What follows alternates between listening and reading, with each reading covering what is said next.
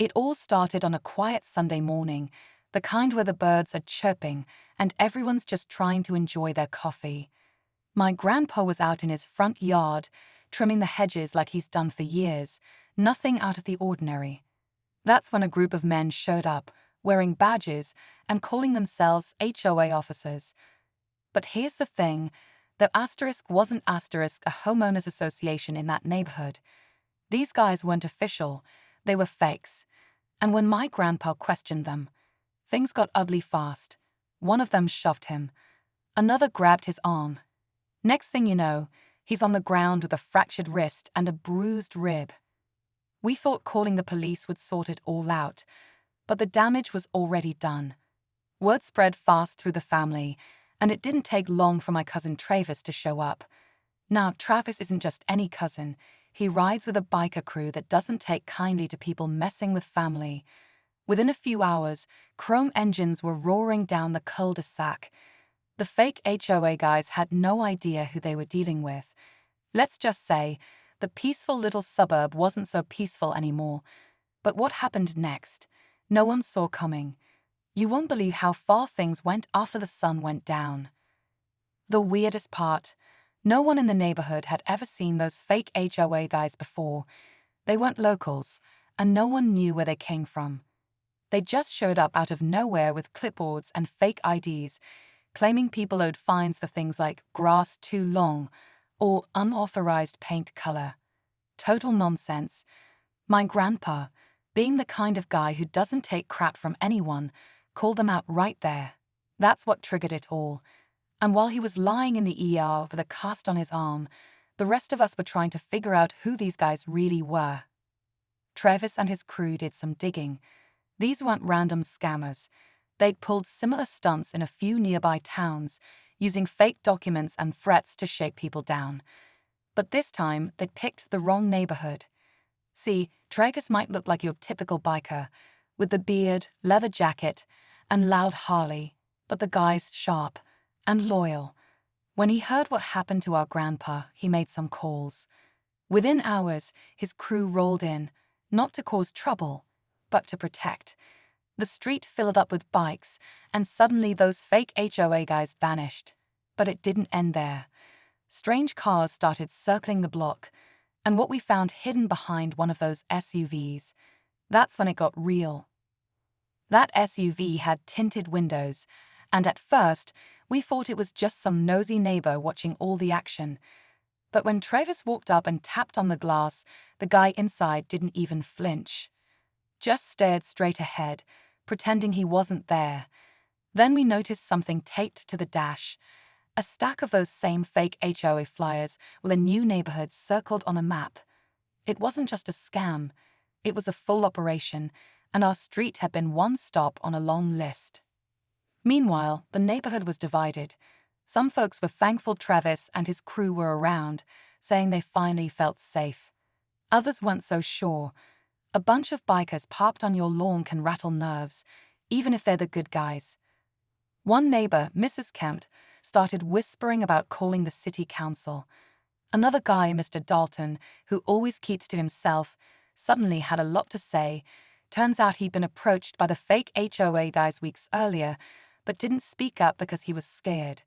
Said they'd threatened to tow his car and fine him thousands. And then there was the security footage. A teenager down the street had caught something on his doorbell cam the night before Grandpa was hurt. Two of the fake officers meeting with someone in a city maintenance vest. That changed everything. Travis watched that doorbell cam footage on repeat, trying to make sense of it. The guy in the city vest wasn't someone we recognized, but his badge looked real. That's when things started to feel way bigger than a fake HOA scam. Were they working with someone on the inside? Was city employees helping them get access to personal info or maps of neighborhoods without actual HOAs? It was hard to say. But the more we dug, the more it looked like these guys had done their homework before showing up. Later that night, Travis got a call from one of his crew posted near the end of the street. A black van had parked 2 blocks over, no plates, engine still running. They were watching us again. At this point, the whole neighborhood was on edge. People were peeking out their windows, locking gates, even sleeping with porch lights on. No one knew what was coming next, and it felt like something was coming. Then came the power outage. Right around midnight, all the lights on our side of the street went out. Phones started losing signal. Grandpa's medical alert system dropped offline. That's when the bikers spread out.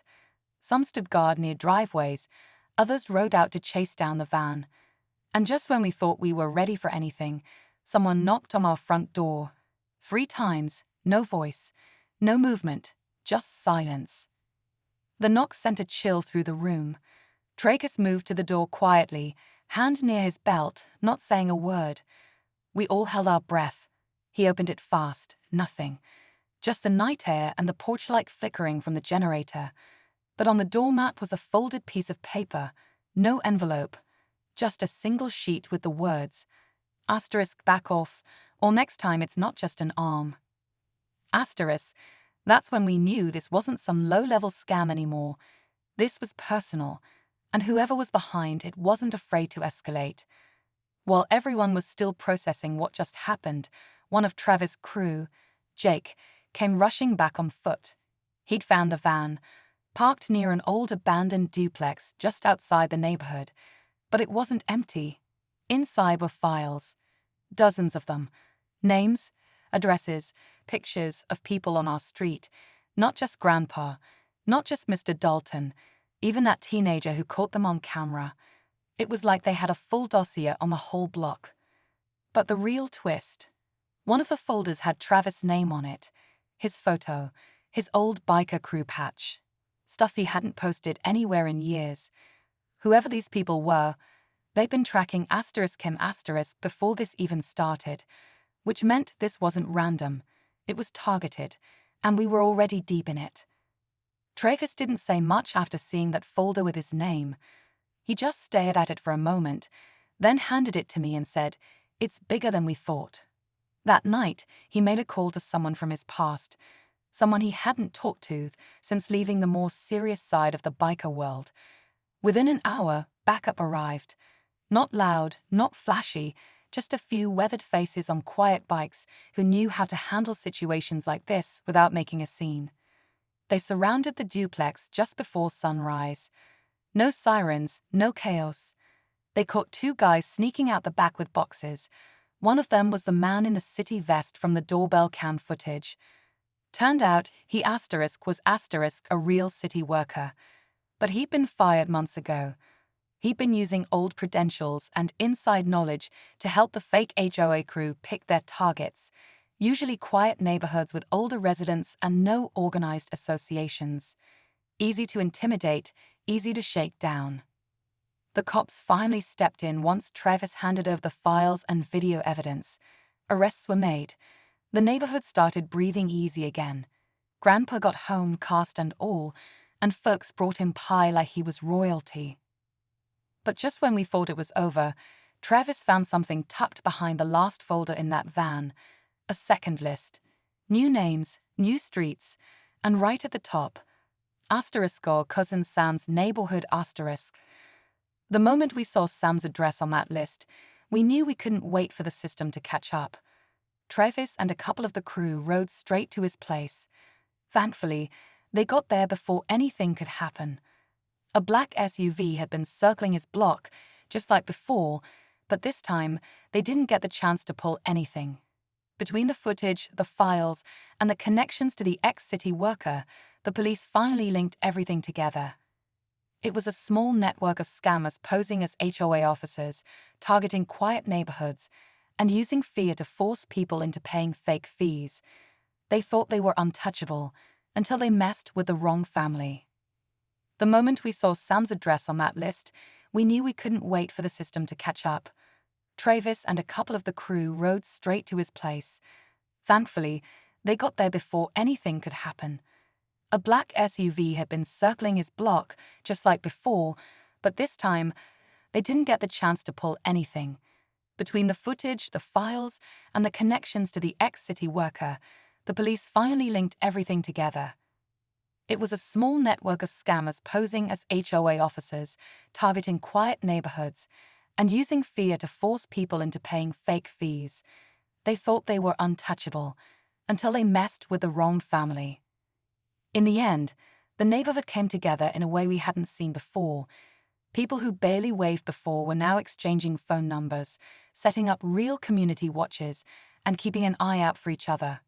Grandpa, stubborn as ever, went right back to trimming his hedges, this time with a cup of coffee in one hand and a security camera on the fence. And Travis, he stuck around a little longer, said it felt good to protect something that mattered. We learned that sometimes family isn't just blood, it's the people who show up when everything goes sideways.